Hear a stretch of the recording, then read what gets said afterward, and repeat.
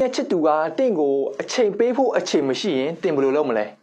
တင်းရဲ့ချစ်သူကတင့်ကိုအချိန်ပေးဖို့အချိန်မရှိဘူးဆိုရင်တင်ဒီနီလန်းနဲ့ဖြည့်ရှင်းကြည့်တင့်ကိုစချစ်စကြိုက်တော့ကသူ့မှာနီလန်းမျိုးစုံနဲ့တင့်ကိုအချိန်ပေးတယ်တင်နဲ့မရရအောင်တွေ့အောင်လုပ်တယ်ဟုတ်တယ်ဟုတ်အခုတင့်ကိုအချိန်မပေးနိုင်တာလေသူ့မှာခံစားချက်တွေရှိတယ်အတိတ်ပဲတွေရှိတယ်တကယ်တမ်းတော့သူ့မှာအချိန်မရှိတာမဟုတ်ဘူးသူ့မှာစာလောင်မှုမရှိတာဖြစ်တယ်တကယ်လို့တင့်အနေနဲ့ထမင်းစားရထားပါတော့တင့်အနေနဲ့ထမင်းစားတယ်ဆိုရင်တင်ထမင်းတော့စားမယ်ဟုတ်တယ်ဟုတ်ထမင်းစားတာဟာပါလေ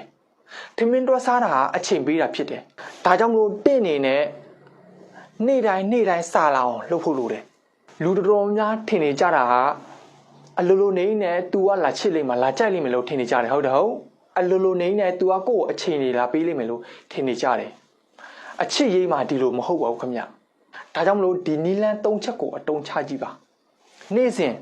သူ့ကိုဖြစ်ချင်တဲ့စိတ်လိုချင်တဲ့စိတ်ရှိချင်တဲ့စိတ်ဖြစ်အောင်အမြဲတမ်းလှုပ်ပေးဖို့လိုတယ်သူ့မှာဖြစ်ချင်တဲ့စိတ်မရှိရင်လည်းတင့်ကိုအချိန်ပေးဖို့